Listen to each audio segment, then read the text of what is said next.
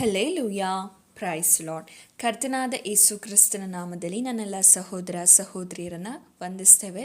ನೀವೇನು ನಮ್ಮ ಚಾನಲ್ನ ಮೊದಲನೇ ಬಾರಿಗೆ ವೀಕ್ಷಿಸುತ್ತಿರುವುದಾದರೆ ದಯವಿಟ್ಟು ಸಬ್ಸ್ಕ್ರೈಬ್ ಮಾಡ್ಕೊಳ್ಳಿ, ಲೈಕ್ ಮಾಡಿ, ಹಾಗೂ ನಿಮ್ಮ ಪ್ರಾರ್ಥನಾ ಮನವಿಗಳನ್ನು ಕಮೆಂಟ್ ಮೂಲಕವಾಗಿ ನಮಗೆ ತಿಳಿಸಬಹುದು.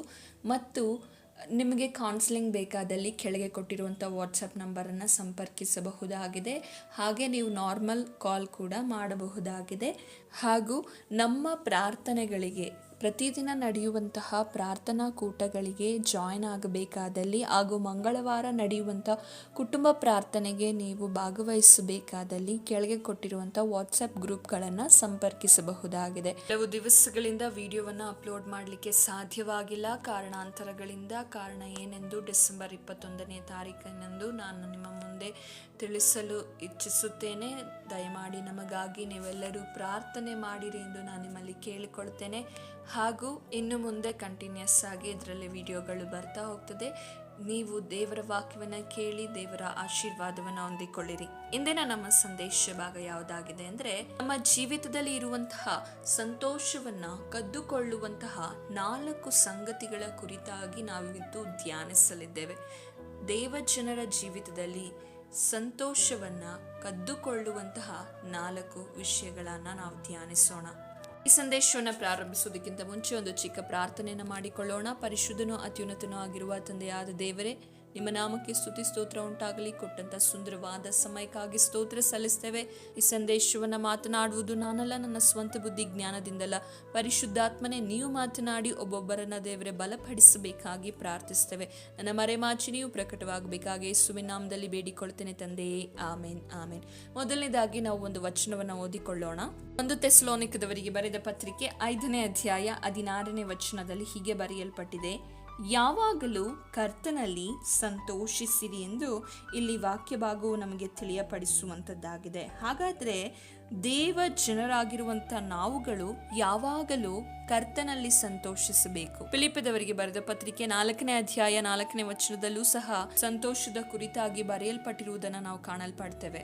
ಯಾವಾಗಲೂ ಕರ್ತನಲ್ಲಿ ಸಂತೋಷಿಸಿರಿ, ಸಂತೋಷ ಪಡಿರಿ ಎಂದು ತಿರುಗಿ ಹೇಳುತ್ತೇನೆ.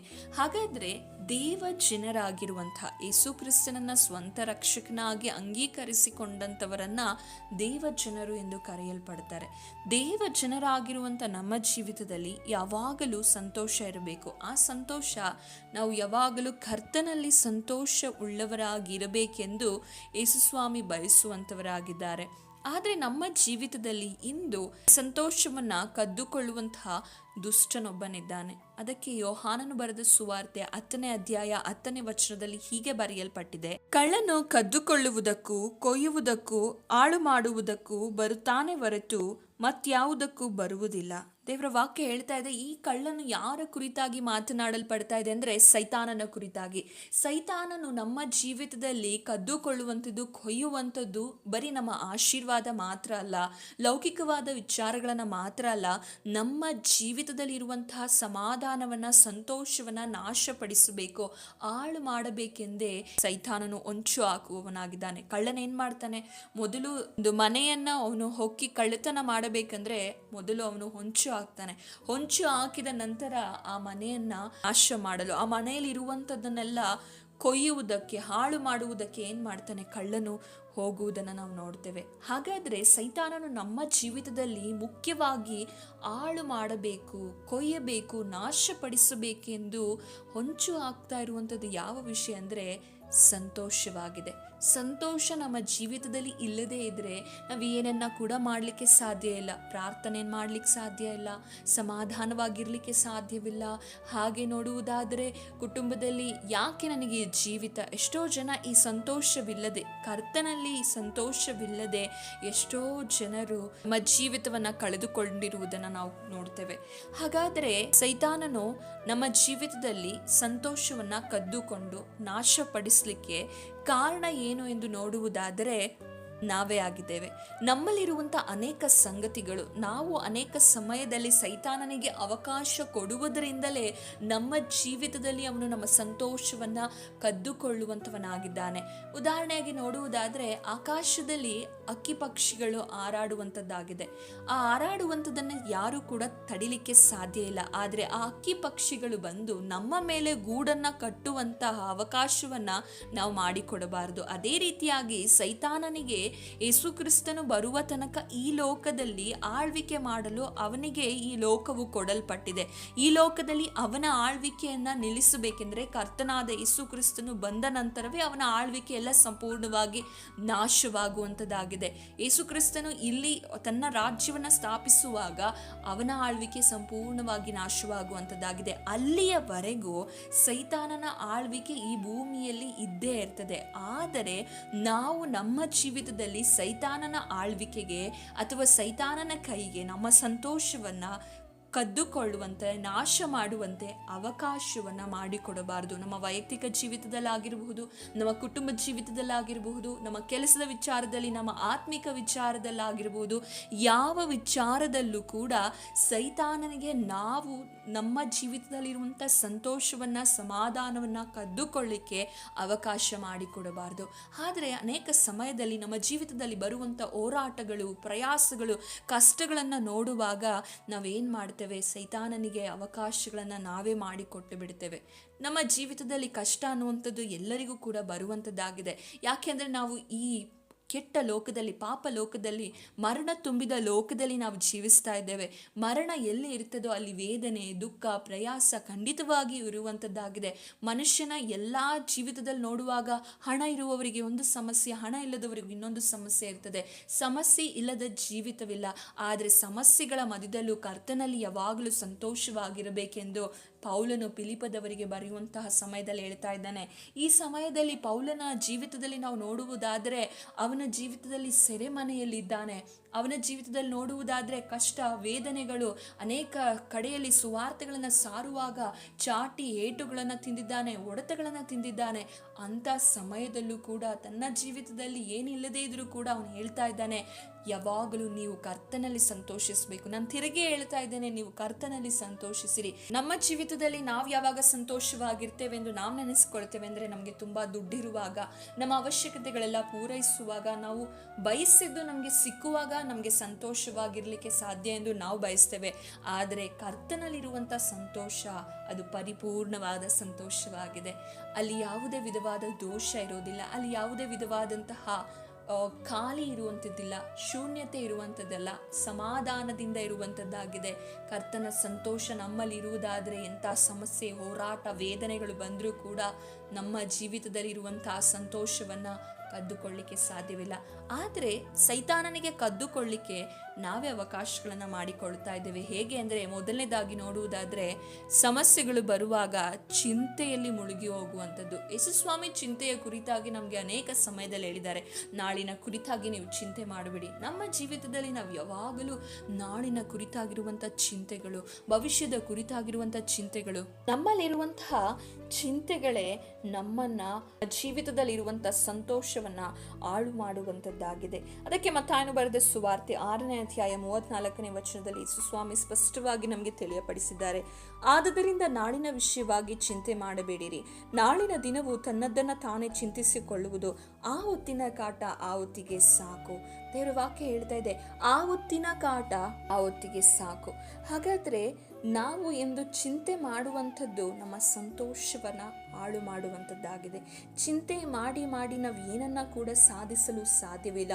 ನಮ್ಮ ಜೀವಿತದಲ್ಲಿರುವಂಥ ಸಂತೋಷವನ್ನು, ನಮ್ಮ ಆರೋಗ್ಯವನ್ನು, ನಮ್ಮ ಸಮಯವನ್ನು ಹಾಗೂ ನಮ್ಮ ಜೀವಿತದಲ್ಲಿರುವಂತಹ ಒಳ್ಳೆಯ ಕಾರ್ಯಗಳನ್ನು ನಾವು ಕಳೆಕೊಳ್ಳುವಂಥವರಾಗಿದ್ದೇವೆ ಈ ಚಿಂತೆಯನ್ನು ಮಾಡುವುದರಿಂದ. ಚಿಂತೆ ಅನ್ನುವಂಥದ್ದು ಮನುಷ್ಯನಿಗೆ ಸಮಸ್ಯೆಗಳು ಬರುವಾಗ, ಹೋರಾಟಗಳು ಬರುವಾಗ, ಪ್ರಯಾಸಗಳು ಬರುವಾಗ ಉಂಟಾಗ್ತದೆ. ಚಿಂತೆ ಬರುವಾಗ ನಾವೇನು ಮಾಡಬೇಕಂದ್ರೆ ಕರ್ತರನ್ನು ಆಶ್ರಯಿಸಿಕೊಳ್ಳಬೇಕು. ಅದಕ್ಕೆ ಚಿಂತೆ ಬರುತ್ತದೆ, ಆದರೆ ಆ ಚಿಂತೆಯನ್ನೆಲ್ಲ ನೀವು ಯಾರ ಮೇಲೆ ಹಾಕಬೇಕು ಎಂದು ದೇವರ ವಾಕ್ಯ ಹೇಳ್ತದೆ ಅಂದರೆ, ದೇವರ ಮೇಲೆ, ದೇವರಿಗೆ ವಹಿಸಿಕೊಡಬೇಕು. 1 ಪೇತ್ರನು ಬರೆದ ಪತ್ರಿಕೆ 5ನೇ ಅಧ್ಯಾಯ 7ನೇ ವಚನದಲ್ಲಿ ಹೀಗೆ ಬರೆಯಲ್ಪಟ್ಟಿದೆ, ನಿಮ್ಮ ಚಿಂತೆಯನ್ನೆಲ್ಲ ಆತನ ಮೇಲೆ ಹಾಕಿರಿ, ಆತನು ನಿಮಗೋಸ್ಕರ ಚಿಂತಿಸುತ್ತಾನೆ. ದೇವರು ನಿಮಗೋಸ್ಕರ ಚಿಂತಿಸ್ತಾರೆ. ಚಿಂತೆಗಳುಂಟು, ಹೋರಾಟಗಳುಂಟು, ಪ್ರಯಾಸಗಳುಂಟು. ಆದರೆ ಈ ಎಲ್ಲದರ ಮಧ್ಯೆ ನಾವು ಯಾರನ್ನು ಆಶ್ರಯಿಸಿಕೊಳ್ಬೇಕು, ಯಾರ ಮೇಲೆ ನಮ್ಮ ಭರವಸೆ ಇಡಬೇಕಂದ್ರೆ ಕರ್ತನ ಮೇಲೆ ನಮ್ಮ ಭರವಸೆ ಇಡಬೇಕು. ಅನೇಕ ಭಕ್ತರ ಜೀವಿತದಲ್ಲಿ ಸತ್ಯವೇದದಲ್ಲಿ ನೋಡುವಾಗ ಅವರಿಗೆ ಸಮಸ್ಯೆ ಬಂತು, ಚಿಂತೆಗಳುಂಟು ಮಾಡುವ ಸಮಸ್ಯೆಗಳು ಬಂದಾಗಿಯೋ ಅವರು ತಮ್ಮ ಜೀವಿತದಲ್ಲಿ ಮಾಡಿದ ಕಾರ್ಯ ಏನಂದರೆ ತಮ್ಮ ಜೀವಿತದಲ್ಲಿ ಇರುವಂತಹ ಆ ಚಿಂತೆಯನ್ನು ಕರ್ತನಿಗೆ ವಹಿಸಿಕೊಟ್ಟರು. ಕರ್ತನು ಅವರ ಜೀವಿತವನ್ನು ಜಯಕಾರ್ಯವಾಗಿ ನಡೆಸುವುದನ್ನು ನಾವು ಸತ್ಯವೇದದಲ್ಲಿ ಓದ್ತೇವೆ. ಹಾಗಾದರೆ ಮತ್ತೆ ಕೀರ್ತನೆಗಳು 94ನೇ ಅಧ್ಯಾಯ 19ನೇ ವಚನ ಹೀಗೆ ಬರೆಯಲ್ಪಟ್ಟಿದೆ, ನನ್ನಲ್ಲಿ ಅನೇಕ ಚಿಂತೆಗಳಿರುವಾಗ ನಿನ್ನ ಸಂತೈಸುವಿಕೆಯಿಂದಲೇ ನನ್ನ ಪ್ರಾಣಕ್ಕೆ ಸಂತೋಷ ಉಂಟಾಗ್ತದೆ. ನಮಗೆ ಸಂತೋಷ ಬರಬೇಕು, ನಮ್ಮ ಸಂತೋಷವನ್ನು ಸೈತಾನನು ಕದ್ದುಕೊಳ್ಳಬಾರ್ದಂದರೆ ಆ ಚಿಂತೆಗಳು, ನೋಡಿ ವಾಕ್ಯ ಹೀಗೆ ಬರೆಯಲ್ಪಟ್ಟಿದೆ, ನಮ್ಮಲ್ಲಿ ಅನೇಕ ಚಿಂತೆಗಳಿದೆ, ಆದರೆ ಆ ಚಿಂತೆಯ ಮಧ್ಯೆ ಚಿಂತೆಯನ್ನು ಹೋಗಲಾಡಿಸುವ ಕರ್ತನನ್ನು ನಾವು ಆಶ್ರಯಿಸಿಕೊಳ್ಳುವಾಗ ಆತನ ಸಂತೈಸುವಿಕೆಯು, ನಾವು ಅನೇಕರಿಂದ ಇಂದು ಸಂತೈಸುವಿಕೆಯನ್ನು ಎದುರು ನೋಡ್ತಾ ಇರ್ತೇವೆ. ಗಂಡನು ಸಂತೈಸಬಹುದು, ಹೆಂಡತಿಯು ಸಂತೈಸಬಹುದು, ಮಕ್ಕಳು ಸಂತೈಸಬಹುದು, ಅಥವಾ ತಂದೆ ತಾಯಿಗಳು ಸಂತೈಸಬಹುದು, ಸಹೋದರರು ಸಂತೈಸಬಹುದು, ಸೇವಕರು ಸಂತೈಸಬಹುದೆಂದು ನಾವು ಅನೇಕರಿಂದ ಸಂತೈಸುವಿಕೆಯನ್ನು ಎದುರು ನೋಡ್ತಾ ಇರ್ಬೋದು. ಆದರೆ ನಿಮ್ಮಲ್ಲಿ ಅನೇಕ ಚಿಂತೆಗಳು ಇರುವಾಗ ನೀವು ಯಾರನ್ನು ಆಶ್ರಯಿಸಿಕೊಳ್ಬೇಕಂದ್ರೆ ಸಂತೈಸುವ ಕರ್ತನನ್ನು, ಆ ಚಿಂತೆಯನ್ನು ಹೋಗಲಾಡಿಸುವ ಕರ್ತನನ್ನು ನೀವು ಆಶ್ರಯಿಸಿಕೊಳ್ಳಬೇಕು. ಆಗ ನಿಮ್ಮ ಸಂತೋಷವನ್ನು ಸೈತಾನನು ಕದ್ದುಕೊಳ್ಳಿಕ್ಕೆ ಸಾಧ್ಯವಿಲ್ಲ. ಯಾಕೆಂದರೆ ದೇವರ ಸಂತೈಸುವಿಕೆಯು ನಮ್ಮ ಪ್ರಾಣಕ್ಕೆ ಏನನ್ನು ಉಂಟು ಮಾಡ್ತದೆ ಅಂದರೆ ಸಂತೋಷವನ್ನು ಉಂಟು ಮಾಡುವಂಥದ್ದಾಗಿದೆ. ಇಂದು ನಮಗೆ ನಮ್ಮ ಪ್ರಾಣಕ್ಕೆ ಸಂತೋಷವನ್ನು ಉಂಟು ಮಾಡುವಂಥ ಸಂಗತಿಗಳು ಅನೇಕ ಇದೆ ಎಂದು ನೀವು ಚಿಂತಿಸಬಹುದು. ಈ ಲೋಕದಲ್ಲಿರುವ ಯಾವ ಸಂಗತಿಗಳು ಕೂಡ ನಮ್ಮ ಪ್ರಾಣವನ್ನು ಸಂತೋಷಪಡಿಸಲಿಕ್ಕೆ, ಮನುಷ್ಯನನ್ನು ತೃಪ್ತಿಪಡಿಸಲಿಕ್ಕೆ ಸಾಧ್ಯವಿಲ್ಲ. ಆದರೆ ದೇವರ ಕರದಿಂದ ಮಾತ್ರವೇ ಮನುಷ್ಯನನ್ನು ತೃಪ್ತಿಪಡಿಸಲಿಕ್ಕೆ ಸಾಧ್ಯ, ಮನುಷ್ಯನನ್ನು ಸಂತೋಷಪಡಿಸಲಿಕ್ಕೆ ಸಾಧ್ಯ. ಹಾಗಾಗಿ ಮೊದಲನೇದಾಗಿ ನಮ್ಮ ಸಂತೋಷವನ್ನು ಕದ್ದುಕೊಳ್ಳಲಿಕ್ಕೆ ಸೈತಾನನಿಗೆ ಅವಕಾಶ ನಾವು ಯಾವುದರಿಂದ ಮಾಡಿಕೊಳ್ತಾ ಇದ್ದೇವೆ ಅಂದರೆ ನಮ್ಮ ಚಿಂತೆಗಳಿಂದ. ಚಿಂತೆಯಲ್ಲಿ ನಾವು ಮುಳುಗಿ ಹೋಗದೆ ಚಿಂತೆ ಬರುವಾಗ ಕರ್ತನನ್ನು ಆಶ್ರಯಿಸಿಕೊಳ್ಳುವುದಾದರೆ ನಮ್ಮ ಜೀವಿತದಲ್ಲಿ ಕರ್ತನ ಸಂತೋಷವನ್ನು ನಾವು ಕಾಣಲಿಕ್ಕೆ ಸಾಧ್ಯವಾಗ್ತದೆ.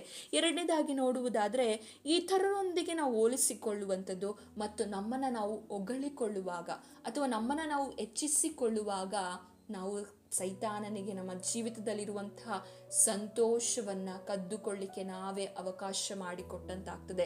ದೇವರಿಗೆ ಇಷ್ಟವಿಲ್ಲದೆ ಇರುವಂಥ ಗುಣ ಯಾವುದಂದರೆ ನಮ್ಮನ್ನು ನಾವು ಹೆಚ್ಚಿಸಿಕೊಳ್ಳುವಂಥದ್ದು ಅಥವಾ ನಮ್ಮನ್ನು ನಾವು ಇನ್ನೊಬ್ಬರಿಗೆ ಹೋಲಿಸಿಕೊಳ್ಳುವಂಥದ್ದು. ಈ ಕಾರ್ಯಗಳನ್ನು ನಾವು ಮಾಡಬಾರ್ದು. ನಮ್ಮ ಜೀವಿತದಲ್ಲಿ ಏನಿದೆಯೋ ಅದರಲ್ಲಿ ನಾವು ತೃಪ್ತರಾಗಿ ಇರುವುದನ್ನು ಕಲಿತುಕೊಳ್ಳಬೇಕು. 2 ಕೊರಿಂಥದವರಿಗೆ ಬರೆದ ಪತ್ರಿಕೆ 10ನೇ ಅಧ್ಯಾಯ 12ನೇ ವಚನದಲ್ಲಿ ಹೀಗೆ ಬರೆಯಲ್ಪಟ್ಟಿದೆ, ತಮ್ಮನ್ನು ತಾವೇ ಹೊಗಳಿಕೊಳ್ಳುವ ಕೆಲವರಲ್ಲಿ ನಮ್ಮನ್ನು ಸೇರಿಸಿಕೊಳ್ಳುವುದಕ್ಕಾಗಿ ಅವರಿಗೆ ಹೋಲಿಸಿಕೊಳ್ಳುವುದಕ್ಕಾಗಲಿ ನಮಗೆ ಧೈರ್ಯ ಸಾಲದು. ಅವರಂತೂ ತಮ್ಮೊಳಗೆ ತಮ್ಮನ್ನು ಅಳತೆ ಮಾಡಿಕೊಂಡು ತಮಗೆ ಹೋಲಿಸಿಕೊಂಡು ವಿವೇಕ ಇಲ್ಲದವರಾಗಿದ್ದಾರೆ. ದೇವರ ವಾಕ್ಯ ಹೇಳ್ತಾ ಇದೆ, ಕೆಲವರು ಏನು ಮಾಡ್ತಾರೆ, ತಮ್ಮನ್ನು ತಾವು ಹೊಗಳಿಕೊಳ್ತಾರೆ, ನಂತರ ತಮ್ಮನ್ನು ಬೇರೆಯವರೊಟ್ಟಿಗೆ ಅಳತೆ ಮಾಡಿ ತಮ್ಮೊಳಗೆ ಏನು ಮಾಡ್ತಾ ಇದ್ದಾರೆ, ಹೋಲಿಸಿಕೊಂಡು ವಿವೇಕ ಇಲ್ಲದವರಾಗಿದ್ದಾರೆ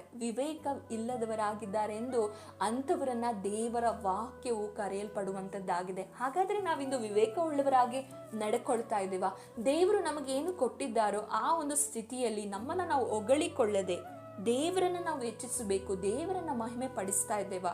ದೇವರು ಕೊಟ್ಟಿರುವಂಥ ಸ್ಥಾನವನ್ನು, ದೇವರು ಕೊಟ್ಟಿರುವ ಕೆಲಸವನ್ನು, ದೇವರು ಕೊಟ್ಟಿರುವಂತಹ ಎಲ್ಲ ವಿಧವಾದಂತಹ ಒಳ್ಳೆಯ ಆಶೀರ್ವಾದಗಳನ್ನು ನಾವು ದೇವರ ಮಹಿಮೆಗಾಗಿ ಉಪಯೋಗಿಸಿಕೊಳ್ತಾ ಇದ್ದೇವೋ ಅಥವಾ ನಮ್ಮನ್ನು ನಾವು ಹೊಗಳಿಕೊಳ್ತಾ ಇದ್ದೇವೋ? ಇದು ನಮ್ಮ ಜೀವಿತದಲ್ಲಿರುವಂಥ ಸಂತೋಷವನ್ನು ಕದ್ದುಕೊಳ್ಳಿಕ್ಕೆ ನಾವೇ ಅವಕಾಶ ಮಾಡಿಕೊಟ್ಟಂತಾಗ್ತದೆ. ನಾನು ಎಂಬುವಂಥದ್ದು ಯಾವಾಗ ನಾವು ನಮ್ಮನ್ನು ಹೆಚ್ಚಿಸಿಕೊಳ್ತೇವೆ, ಯಾವಾಗ ನಾವು ನಮ್ಮಲ್ಲಿ ನಾನು ಎಂಬ ಅಹಂಕಾರಗಳು ಬರ್ತದೆ, ಹೊಗಳಿಕೊಳ್ತೇವೋ, ಅಲ್ಲಿ ಸೈತಾನನು ಏನು ಮಾಡ್ತಾನೆ, ಆ ಮನೆಯಲ್ಲಿ ಸಿಂಹಾಸನವನ್ನು ಮಾಡಿಕೊಂಡು ಕೂರುವಂಥವನಾಗಿದ್ದಾನೆ. ಆ ಹೃದಯದಲ್ಲಿ ಅವನು ವಾಸಿಸುವಂಥವನಾಗಿದ್ದಾನೆ. ಹಾಗಾದರೆ ನಿಮ್ಮ ಹೃದಯದಲ್ಲಿ ಇಂದು ನಿಮ್ಮನ್ನು ನೀವು ಹೊಗಳಿಕೊಳ್ಳುವುದಾದರೆ, ನಿಮ್ಮನ್ನು ನೀವು ಹೆಚ್ಚಿಸಿಕೊಳ್ತಾ ಇರುವುದಾದರೆ, ನಿಮ್ಮನ್ನೇ ನೀವು ಇನ್ನೊಬ್ಬರಿಗೆ ಹೋಲಿಸಿಕೊಂಡು ಅಳತೆ ಮಾಡ್ತಾ ಇರುವುದಾದರೆ ಸೈತಾನನು ಅದಕ್ಕೆ ಏನು ಮಾಡ್ತಾನೆ, ನಿಮ್ಮ ಜೀವಿತದಲ್ಲಿ ಬಂದು ನಿಮಗೆ ತೃಪ್ತಿಯೇ ಇರೋದಿಲ್ಲ. ಏನನ್ನ ಮಾಡಿದರೂ ಕೂಡ ತೃಪ್ತಿ ಬರೋದಿಲ್ಲ, ಏನನ್ನ ಮಾಡಿದರೂ ಕೂಡ ಸಂತೋಷ ಬರೋದಿಲ್ಲ. ಯಾಕೆಂದರೆ ನಾವು ಯಾವಾಗ ಹೊಗಳಿಕೊಳ್ತೇವೆ, ಯಾವಾಗ ಇನ್ನೊಬ್ಬರಿಗೆ ನಾವು ಹೋಲಿಸಿಕೊಳ್ತೇವೋ ಎಂದಿಗೂ ಕೂಡ ನಾವು ತೃಪ್ತಿಯನ್ನು ಹೊಂದಲಿಕ್ಕೆ ಸಾಧ್ಯ ಇಲ್ಲ. ನಮಗಿರುವಂಥ ವಿಷಯದಲ್ಲಿ ನಾವು ತೃಪ್ತಿಯನ್ನು ಪಡುವಾಗ ಮಾತ್ರವೇ ಸಂತೋಷ ಉಂಟಾಗ್ತದೆ. ಇಲ್ಲವಾದರೆ ಯಾವಾಗ ಇನ್ನೊಬ್ಬರೊಟ್ಟಿಗೆ ಹೋಲಿಸಿ ನಾನು ಮಾತ್ರ ಗ್ರೇಟ್, ಅಥವಾ ಅವರು ನನಗಿಂತ ಚೆನ್ನಾಗಿದ್ದಾರೆ, ನಾನು ಅವರಿಗಿನ್ನ ಚೆನ್ನಾಗಿರಬೇಕು ಎಂಬ ಒಂದು ಹೋಲಿಕೆ ನಿಮ್ಮಲ್ಲಿ ಉಂಟಾಗುವುದಾದರೆ ವಿವೇಕವಿಲ್ಲದವರ ಹಾಗೆ ವರ್ತಿಸಲು ನಾವು ಪ್ರಾರಂಭಿಸ್ತೇವೆ. ಯಾವಾಗ ವಿವೇಕವಿಲ್ಲದವರಾಗಿ ಇರ್ತೇವೋ ನಮ್ಮ ಆತ್ಮಿಕ ಕಣ್ಣುಗಳು, ನಮ್ಮ ಆತ್ಮಿಕ ವಿಷಯದಲ್ಲಿ ನಾವು ಕುರುಡರಾಗಿ ಬಿಡ್ತೇವೆ. ಆಗ ನಮ್ಮ ಜೀವಿತದಲ್ಲಿ ಇರುವಂತಹ ಕಾರ್ಯಗಳನ್ನು, ಪರಿಶುದ್ಧತೆಯನ್ನು ಹಾಗೂ ನಮ್ಮ ಜೀವಿತದಲ್ಲಿ ಬರುವಂತಹ ಕೊರತೆಗಳನ್ನು, ಬಲಹೀನತೆಯನ್ನು ಗುರುತಿಸುವುದನ್ನು ನಾವು ಮರೆತು ಹೋಗ್ತೇವೆ. ಯಾವಾಗ ಈ ಕಾರ್ಯಗಳನ್ನು ನಮ್ಮ ಜೀವಿತದಲ್ಲಿ ಉಂಟಾಗ್ತದೋ ಕರ್ತನ ಸಂತೋಷ ನಮ್ಮಿಂದ ದೂರವಾಗುವಂಥದ್ದಾಗಿದೆ. ಆದ ಕಾರಣ ಸಹೋದರ ಸಹೋದರಿಯರೇ, ನಿಮಗೆ ಏನಿದೆಯೋ ಅದರಲ್ಲಿ ನೀವು ತೃಪ್ತರಾಗಿರಿ. ಇನ್ನೊಬ್ಬರಿಗೆ ಅಕಸ್ಮಾತ್ ನಿಮಗಿಂತ ಹೆಚ್ಚಾಗಿರುವುದಾದರೆ ಅವರಿಗೆ ನೀವು ಅಳತೆ ಮಾಡಿಕೊಂಡು ಅಥವಾ ಅವರಿಗೆ ನಿಮ್ಮನ್ನು ನೀವು ಹೋಲಿಸಿಕೊಂಡು ನನಗಿಲ್ವಲ್ಲ ಎಂಬ ಒಂದು ಭಾವನೆಯೊಟ್ಟಿಗೆ ನೀವು ಬದುಕುವುದಾದರೆ ನೀವು ಸಂತೋಷವಾಗಿರಲಿಕ್ಕೆ ಸಾಧ್ಯವೇ ಇಲ್ಲ. ಅಥವಾ ನಿಮಗಿಂತ ಇನ್ನೊಬ್ಬರಿಗೆ ಜ್ಞಾನವಿಲ್ಲದೆ ಅಥವಾ ಅವರು ನಿಮಗಿಂತಹ ಕೆಳಮಟ್ಟದಲ್ಲಿ ಇರುವವರನ್ನು ನೋಡಿ ನೀವು ಕಂಪೇರ್ ಮಾಡಿಕೊಂಡು ನಿಮ್ಮನ್ನು ಮಾತ್ರ ನೀವು ಹೊಗಳಿಕೊಳ್ಳದೆ ದೇವರ ನಾಮವನ್ನು ಮಹಿಮೆ ಪಡಿಸಿ ತಗ್ಗಿಸಲ್ಪಟ್ಟಂಥ ಮನೋಭಾವನೆಯಿಂದ ಇರುವುದಾದರೆ ಮಾತ್ರವೇ ಕರ್ತನ ಸಂತೋಷವನ್ನು ನಮ್ಮ ಜೀವಿತದಲ್ಲಿ ಕಾಣಲಿಕ್ಕೆ ಸಾಧ್ಯವಾಗ್ತದೆ. ಪ್ರಸಂಗಿಗಳ ಪುಸ್ತಕ 6ನೇ ಅಧ್ಯಾಯ 9ನೇ ವಚನದಲ್ಲಿ ಹೀಗೆ ಬರೆಯಲ್ಪಟ್ಟಿದೆ, ಬಗೆ ಬಗೆಯಾಗಿ ಆಶಿಸುವುದಕ್ಕಿಂತ ಕಣ್ಣೆದುರುಗಿರುವುದನ್ನು ಅನುಭವಿಸುವುದೇ ಲೇಸು, ಇದು ಕೂಡ ಗಾಳಿಯನ್ನು ಹಿಂದಟ್ಟಿದ ಹಾಗೆ ವ್ಯರ್ಥ. ಇಲ್ಲಿ ವಾಕ್ಯ ನಮಗೆ ಸ್ಪಷ್ಟವಾಗಿ ತಿಳಿಯಪಡಿಸ್ತಾ ಇದೆ. ಬಗೆ ಬಗೆಯಾಗಿ ನಾವು ಆಶಿಸುವುದಕ್ಕಿಂತ ನಮಗೆ ದೇವರು ಏನು ಕೊಟ್ಟಿದ್ದಾರೋ, ನಮಗೆ ಏನು ದೇವರು ಆಶೀರ್ವದಿಸಲ್ಪಟ್ಟಿದ್ದಾರೋ, ನಮ್ಮ ಕಣ್ಣು ಮುಂದೆ ಏನನ್ನ ಇಟ್ಟಿದ್ದಾರೋ ಅದನ್ನು ಅನುಭವಿಸುವುದೇ ಲೇಸು ಎಂದು ವಾಕ್ಯ ನಮಗೆ ತಿಳಿಯಪಡಿಸುವಂಥದ್ದಾಗಿದೆ. ಇನ್ನೊಬ್ಬರು ಏನೋ ಒಂದು ವಸ್ತುವನ್ನು ತೆಗೆದುಕೊಂಡ್ರು ಅಥವಾ ನಿಮಗಿಂತ ಚೆನ್ನಾಗಿರುವುದನ್ನು ತೆಗೆದುಕೊಂಡ್ರು ಅಂತ ಹೇಳಿ ನೀವು ಅದನ್ನು ಆಶಿಸುವುದನ್ನು ಬಿಟ್ಟು ದೇವರು ನಿಮಗೇನು ಆಶೀರ್ವಾದವನ್ನು ಕೊಟ್ಟಿದ್ದಾರೋ ಅದರಲ್ಲಿ ನೀವು ತೃಪ್ತರಾಗಬೇಕು. ಆಗ ಮಾತ್ರವೇ ಕರ್ತನ ಸಂತೋಷವನ್ನು ನಿಮ್ಮ ಜೀವಿತದಲ್ಲಿ ಕಾಣಲಿಕ್ಕೆ ಸಾಧ್ಯವಾಗ್ತದೆ. ಸಹೋದರ ಸಹೋದರಿಯರೇ, ಪಕ್ಕದ ಮನೆಯವರು ಏನೋ ತಂದರು ಅಥವಾ ಸಭೆಯಲ್ಲಿರುವಂಥ ಸಹೋದರಿ ಆಶೀರ್ವದಿಸಲ್ಪಟ್ಟರು, ಸಹೋದರನು ಆಶೀರ್ವದಿಸಲ್ಪಟ್ಟನು ಎಂದು ಹೇಳಿ ನಾನು ಅವರಿಗಿಂತ ಏನೂ ಕಡಿಮೆ ಇಲ್ಲ, ನಾನು ಅವರಿಗಿಂತ ಚೆನ್ನಾಗಿರಬೇಕೆಂದು ಹೇಳಿ ಸಾಲ ತೆಗೆದುಕೊಂಡು ಹೋಗಿ EMIಯಲ್ಲಿ ತೆಗೆದುಕೊಂಡು ಅನೇಕರು ಇಂದು ಸಾಲಗಳಲ್ಲಿ ಬೀಳಲಿಕ್ಕೆ ಕಾರಣ ಏನಂದರೆ ತಮ್ಮ ಜೀವಿತವನ್ನು ಇತರರೊಂದಿಗೆ ಕಂಪೇರ್ ಮಾಡಿಕೊಳ್ಳುವಂಥದ್ದು, ಹೋಲಿಸಿಕೊಳ್ಳುವಂಥದ್ದು. ಸಾಲ ಮಾಡಿ ತಮ್ಮ ಜೀವಿತದಲ್ಲಿ ಏನು ಮಾಡಿಕೊಳ್ತಾರೆ ಅಂದರೆ ಸಂತೋಷವನ್ನು, ಸಮಾಧಾನವನ್ನು, ಕುಟುಂಬದಲ್ಲಿರುವಂತಹ ಒಂದು ಶಾಂತಿಯನ್ನು ಕೆಡಿಸಿಕೊಳ್ತಾ ಇದ್ದಾರೆ. ಹಾಗಾದರೆ ನೀವು ನಿಮ್ಮ ಜೀವಿತದಲ್ಲಿ ಇತರರೊಂದಿಗೆ ಹೋಲಿಸಿಕೊಳ್ತಾ ಇರುವುದಾದರೆ ಈ ವಾಕ್ಯವು ನಿಮ್ಮ ಸಂಗಡ ಹೇಳ್ತಾ ಇರುವುದೇನೆಂದರೆ ಇತರರೊಂದಿಗೆ ಹೋಲಿಸಿಕೊಳ್ಳಬೇಡಿ. ನೀವು ದೇವರ ಸಮ್ಮುಖದಲ್ಲಿ ತಗ್ಗಿಸಲ್ಪಡುವುದಾದರೆ, ನೀವು ದೇವರ ಸಮ್ಮುಖದಲ್ಲಿ ಏನು ದೇವರು ನಿಮಗೆ ಕೊಟ್ಟಿದ್ದಾರೋ ಅದರಲ್ಲಿ ನೀವು ತೃಪ್ತಿ ಹೊಂದುವುದಾದರೆ ಖಂಡಿತವಾಗಿಯೂ ಕರ್ತನ ಪರಿಪೂರ್ಣವಾದ ಸಂತೋಷವನ್ನು ನಿಮ್ಮ ಜೀವಿತದಲ್ಲಿ ಕಾಣಲಿಕ್ಕೆ ಸಾಧ್ಯವಾಗ್ತದೆ. ಈ ಕಾರ್ಯಗಳನ್ನು ನಿಮ್ಮ ಜೀವಿತದಲ್ಲಿ ಏನಾದರೂ ನೀವು ಇಟ್ಟುಕೊಂಡಿರುವುದಾದರೆ ಸೈತಾನನಿಗೆ ನೀವು ನಿಮ್ಮ ಜೀವಿತದಲ್ಲಿರುವಂಥ ಸಂತೋಷವನ್ನು ಕದ್ದುಕೊಳ್ಳಲಿಕ್ಕೆ ಅವಕಾಶ ಮಾಡಿಕೊಟ್ಟಂತಾಗ್ತದೆ. ಹಾಗಾಗಿ ಇತರರೊಂದಿಗೆ ಹೋಲಿಸಿಕೊಳ್ಳುವುದನ್ನು ನಿಲ್ಲಿಸಿ ಕರ್ತನಲ್ಲಿ ದೇವರು ಕೊಡುವ ಆಶೀರ್ವಾದವನ್ನು ಹೊಂದಿಕೊಳ್ಳಬೇಕಾದರೆ ದೇವರು ಕೊಡುವಂಥದ್ರಲ್ಲಿ ನೀವು ಸಂತೃಪ್ತರಾಗಿ ಕೃತಜ್ಞತೆ ಉಳ್ಳವರಾಗಿ ಯಾವಾಗಲೂ ಕೊಟ್ಟಂಥದ್ರಲ್ಲಿ ನೀವು ಸಂತೃಷ್ಟಿಕರವಾಗಿರುವುದಾದರೆ ಖಂಡಿತವಾಗಿಯೂ ದೇವರು ನಿಮಗೇನು ಕೊಡಬೇಕೋ ಅದನ್ನು ಖಂಡಿತವಾಗಿಯೂ ಕೊಟ್ಟು ನಿಮ್ಮನ್ನು ಆಶೀರ್ವದಿಸಿ ನಿಮ್ಮನ್ನು ಸಂತೋಷಪಡಿಸುವವರಾಗಿದ್ದಾರೆ. ಮತ್ತು ನಾವು ನೋಡುವುದಾದರೆ ಮೂರನೇದಾಗಿ ಒಳ್ಳೆಯದನ್ನು ತೆಗೆದು ಕೆಟ್ಟದ್ದನ್ನು ಬಿತ್ತುವಂಥದ್ದು. ಅನೇಕರು ಆರಂಭ ದಿವಸಗಳಲ್ಲಿ ಒಳ್ಳೆಯದನ್ನು ಬಿತ್ತುವಂಥವರಾಗಿರ್ತಾರೆ. ಆದರೆ ಕಾಲಕ್ರಮೇಣ ಅವರ ಜೀವಿತದಲ್ಲಿ ಬೇಡವಾದ ಕಾರ್ಯಗಳನ್ನು ಅವರು ಬಿತ್ತಲ್ಪಡುವುದನ್ನು ನಾವು ನೋಡ್ತೇವೆ. ಅದಕ್ಕೆ ಗಲಾತ್ಯದವರಿಗೆ ಬರೆದ ಪತ್ರಿಕೆ 3ನೇ ಅಧ್ಯಾಯ 3ನೇ ವಚನವನ್ನು ಓದಿಕೊಳ್ಳೋಣ. ದೇವರಾತ್ಮನ ಅನುಸಾರವಾಗಿ ಪ್ರಾರಂಭಿಸಿ ಈಗ ಬಹಿರಾಚಾರಗಳಿಂದ ಸಿದ್ಧಿಗೆ ಬರಬೇಕೆಂದಿದ್ದೀರಾ. ನೋಡಿ, ದೇವರ ವಾಕ್ಯ ಹೇಳ್ತಾ ಇದೆ, ಮೊದಲು ದೇವರ ಆತ್ಮನಿಂದ ಅನೇಕರು ಆರಂಭಿಸ್ತಾರೆ, ಒಳ್ಳೆಯದನ್ನು ಅವರು ಬಿತ್ತಿರ್ತಾರೆ. ಆದರೆ ಕಾಲಕ್ರಮೇಣ ಬರುವಾಗ ಅನೇಕ ಪಾಪದ ವಿಷಯಗಳು, ಅನೇಕ ಕೆಟ್ಟ ವಿಷಯಗಳನ್ನು ಹೃದಯವೆಂಬ ಒಂದು ಹೊಲದಲ್ಲಿ ಅವರು ಬಿತ್ತಲಿಕ್ಕೆ ಪ್ರಾರಂಭಿಸ್ತದೆ. ಇದು ನಮ್ಮ ಹೃದಯದಲ್ಲಿರುವಂಥ ಸಂತೋಷವನ್ನು ಬಾಧಿಸುವಂಥದ್ದಾಗಿದೆ. ಕರ್ತನ ಸಂತೋಷವನ್ನು ನಾವೇ ಸೈತಾನನಿಗೆ ಅವಕಾಶ ಮಾಡಿಕೊಟ್ಟಂತಾಗ್ತದೆ. ಅದಕ್ಕೆ ದೇವರ ವಾಕ್ಯ ಹೇಳ್ತದೆ, ಅವರವರ ಒಂದು ಆಶಾ ಪಾಶಗಳಿಂದ ಸೆಳೆಯಲ್ಪಟ್ಟು ಪಾಪಕ್ಕೆ ಅವರು ಪ್ರೇರೇಪಿಸಲ್ಪಡ್ತಾರೆ ಹೊರತು ದೇವರು ಎಂದಿಗೂ ಕೂಡ ಅದಕ್ಕೆ ಕಾರಣನಲ್ಲ ಎಂದು ನಾವು ಯಾಕೋಬನ ಪತ್ರಿಕೆಯಲ್ಲಿ ಕಾಣಲ್ಪಡ್ತೇವೆ. ಹಾಗಾದರೆ ನಮ್ಮ ಜೀವಿತದಲ್ಲಿ ಇಂದು ಯಾವ ಕೆಟ್ಟತನವನ್ನು ನಾವು ಬಿತ್ತುತ್ತಾ ಇದ್ದೇವೆ? ಕೆಲವೊಮ್ಮೆ ಇದು ಕೋಪ ಆಗಿರ್ಬೋದು, ಹಠ ಆಗಿರ್ಬೋದು, ಹೊಟ್ಟೆ ಕಿಚ್ಚಾಗಿರಬಹುದು, ದುಂದೌತಣಗಳಾಗಿರಬಹುದು, ಅಥವಾ ಬೇಡವಾದ ನೆಗೆಟಿವ್ ಮಾತುಗಳಾಗಿರಬಹುದು. ಕೆಟ್ಟತನ, ಕೆಟ್ಟ ಆಲೋಚನೆ, ಕೆಟ್ಟ ನಡತೆ, ಕೆಟ್ಟ ಸಹವಾಸಗಳು ಯಾವುದು ನಮ್ಮ ಹೃದಯದಲ್ಲಿ ಕೆಟ್ಟ ಬೀಜವನ್ನು ನಾವು ಬಿತ್ತಿದ್ದೇವೆ, ಕರ್ತನ ಸಮ್ಮುಖದಲ್ಲಿ ನಾವು ಒಪ್ಪಿಸಿಕೊಡೋಣ. ದೇವರೇ, ಆರಂಭದಲ್ಲಿ ನಾನು ನಿನ್ನನ್ನು ಹೆಚ್ಚು ಪ್ರೀತಿಸ್ತಾ ಇದ್ದೆ, ಈಗ ನನ್ನ ಹೃದಯವನ್ನು ಶುದ್ಧಿಪಡಿಸು, ನನಗೆ ನನ್ನ ಹೃದಯವನ್ನು ನೂತನ ಪಡಿಸು ಎಂದು ನಾವು ಕೇಳಿಕೊಳ್ಳೋಣ. ಹೌದು ಪ್ರಿಯರೇ, ಆರಂಭದಲ್ಲಿ ದೇವರಾತ್ಮನಿಂದ ಪ್ರಾರಂಭಿಸಿದ ನೀವು ಇಂದು ಯಾಕೆ ಇಂತಹ ಒಂದು ಕೆಟ್ಟ ಪಾಪದಲ್ಲಿ ಸಿಕ್ಕಿ ಹಾಕಿಕೊಂಡಿದ್ದೀರಾ? ದೇವರ ಆತ್ಮನಿಗೆ ನಿಮ್ಮ ಹೃದಯವನ್ನು ಒಪ್ಪಿಸಿಕೊಡಿರಿ.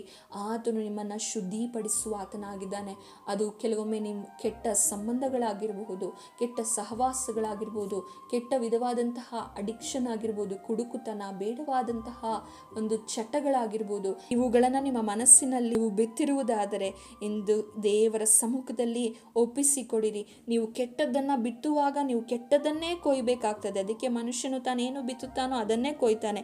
ನಾವು ಕೆಟ್ಟದ್ದನ್ನು ಬಿತ್ತುವಾಗ ಸೈತಾನನಿಗೆ ನಾವು ಅವಕಾಶ ಮಾಡಿಕೊಡುವವರಾಗಿದ್ದೇವೆ. ಹಾಗಾಗಿ ಅವಕಾಶ ಕೊಡದೆ, ಅದಕ್ಕೆ ದೇವರ ವಾಕ್ಯ ಹೇಳ್ತದೆ, ಸೈತಾನನಿಗೆ ಅವಕಾಶ ಕೊಡಬೇಡಿರಿ. ಇಂದು ನಾವು ಯಾವ ವಿಷಯದಲ್ಲಿ ಅವಕಾಶಗಳನ್ನು ಕೊಡ್ತಾ ಇದ್ದೇವೆ? ದೇವರ ಸಮ್ಮುಖದಲ್ಲಿ ನಮ್ಮನ್ನು ಒಪ್ಪಿಸಿಕೊಡೋಣ. ದೇವರೇ, ಈ ವಿಷಯದಲ್ಲಿ ನಾನು ಒಪ್ಪಿಸಿಕೊಡ್ತಾ ಇದ್ದೇನೆ. ದೇವರೇ, ಈ ವಿಷಯದಲ್ಲಿ ನಾನು ಸೈತಾನನಿಗೆ ಅವಕಾಶ ಕೊಡ್ತಾ ಇದ್ದೇನೆ. ದಯಮಾಡಿ ನನ್ನ ಶುದ್ಧಿಪಡಿಸು, ದಯಮಾಡಿ ನನಗೆ ಬಲವನ್ನು ಅನುಗ್ರಹಿಸು ಎಂದು ನೀವು ನಿಮ್ಮ ಹೃದಯವನ್ನು ದೇವರಾತ್ಮನಿಗೆ ಒಪ್ಪಿಸುವುದಾದರೆ, ನಿಮ್ಮ ಪಾಪಗಳು ಕಡು ಕೆಂಪಾಗಿದ್ದರೂ ಕೂಡ ಅದು ಹಿಮದ ಹಾಗೆ ಬಿಳುಪು ಮಾಡುವ ಯೇಸುವಿನ ರಕ್ತವು ನಿಮ್ಮನ್ನು ಶುದ್ಧಿಪಡಿಸಿ ನಿಮ್ಮ ಜೀವಿತದಲ್ಲಿ ಸಂತೋಷವನ್ನು ಉಂಟು ಮಾಡುವಂಥದ್ದಾಗಿದೆ. ನೋಡಿ, ಕೋಪ ನಮ್ಮ ಜೀವಿತದಲ್ಲಿ ಇರುವಾಗ ನಮಗೆ ನಿಜವಾಗ್ಲೂ ಸಂತೋಷ ಇರಲಿಕ್ಕೆ ಸಾಧ್ಯವೇ ಇಲ್ಲ. ಹೊಟ್ಟೆ ಕಿಚ್ಚಿರುವಾಗ ನಮಗೆ ಸಂತೋಷವಾಗಿರಲಿಕ್ಕೆ ಸಾಧ್ಯವಿಲ್ಲ. ಕರ್ತನ ಸಂತೋಷವನ್ನು ಅನುಭವಿಸಲಿಕ್ಕೆ ಆಗೋದಿಲ್ಲ. ಮತ್ತು ದುಂದೌತಣ, ಬೇಡವಾದ ಚಟಗಳು, ಪಾಪದ ಕಾರ್ಯಗಳಲ್ಲಿ ಇರುವಾಗ ಪಾಪವು ಮನುಷ್ಯನಲ್ಲಿ ಭಯವನ್ನು ಹುಟ್ಟಿಸ್ತದೆ ಹೊರತು, ಅಸಮಾಧಾನ ಹುಟ್ಟಿಸ್ತದೆ ಹೊರತು ಎಂದಿಗೂ ಸಮಾಧಾನವನ್ನಾಗಲಿ, ಸಂತೋಷವನ್ನಾಗಲಿ, ಪ್ರೀತಿಯನ್ನಾಗಲಿ ಹುಟ್ಟಿಸುವುದಿಲ್ಲ. ಹಾಗಾಗಿ ನಮ್ಮನ್ನು ದೇವರ ಸಮ್ಮುಖಕ್ಕೆ ಒಪ್ಪಿಸಿಕೊಡೋಣ.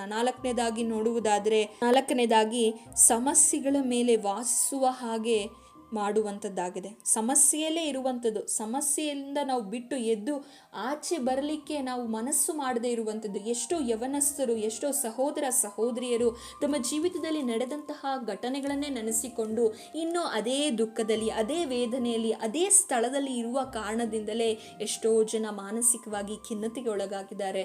ಎಷ್ಟೋ ಜನ ಆತ್ಮಹತ್ಯೆಗಳನ್ನು ಮಾಡಿಕೊಳ್ಳಿಕ್ಕೆ ಕಾರಣ ಏನಂದರೆ, ಅವರು ಆ ಸಮಸ್ಯೆಯಿಂದ ಹೊರಬರಲಿಕ್ಕೆ ಮನಸ್ಸು ಮಾಡ್ತಾ ಇಲ್ಲ. ಅವರು ಆ ಸಮಸ್ಯೆಯಲ್ಲೇ ಇದ್ದಾರೆ. ಅನೇಕರನ್ನು ನಾವು ಸತ್ಯವೇದದಲ್ಲಿ ನೋಡ್ತೇವೆ. ಅನೇಕರಿಗೆ ಸಮಸ್ಯೆಗಳು ಬಂತು, ಎಸ್ತಳ ಜೀವಿತದಲ್ಲಿ ಸಮಸ್ಯೆ ಬಂತು, ಆದರೆ ಆಕೆ ಸಮಸ್ಯೆಯಲ್ಲಿ ಕೂರಲಿಲ್ಲ. ಸಮಸ್ಯೆಗೆ ಪರಿಹಾರ ಕೊಡುವಂತಹ ದೇವರ ಕಡೆಗೆ ತನ್ನ ದೃಷ್ಟಿಯನ್ನು ನೋಡುವವಳಾಗಿದ್ದಳು. ದೇವರ ಕಡೆಗೆ ತನ್ನ ದೃಷ್ಟಿಯನ್ನು ಅವಳು ತಿರುಗಿಸಿದಾಗ ಅವಳ ಸಮಸ್ಯೆಯನ್ನು ಕರ್ತನು ಪರಿಹಾರ ಮಾಡುವುದನ್ನು ನಾವು ನೋಡ್ತೇವೆ. ಪ್ರಾರ್ಥನೆ ಮಾಡಿದಳು.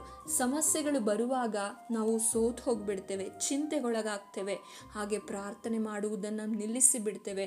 ಎಷ್ಟೋ ಸಮಯದಲ್ಲಿ ಸಮಸ್ಯೆಗಳು ಬರುವಾಗ ಎಷ್ಟೋ ಪ್ರಯತ್ನಗಳನ್ನ ಮಾಡ್ತೇವೆ, ಆದರೆ ಸಮಸ್ಯೆಗೆ ಪರಿಹಾರ ಕೊಡುವಂಥ ಯೇಸುವಿನ ಪಾದದ ಬಳಿಯಲ್ಲಿ ಯಾವಾಗ ನೀವು ಎದ್ದು ಹೋಗ್ತಿರೋ ಆಗಲೇ ನಿಮಗೆ ಆ ಸಮಸ್ಯೆಯಿಂದ ಒಂದು ಜಯವನ್ನು ನೀವು ಕಾಣಲಿಕ್ಕೆ ಸಾಧ್ಯವಾಗ್ತದೆ. ಎಷ್ಟೋ ಜನ ಸಮಸ್ಯೆಯಲ್ಲೇ ಇರಲಿಕ್ಕೆ ಪ್ರಯತ್ನಿಸ್ತಾರೆ.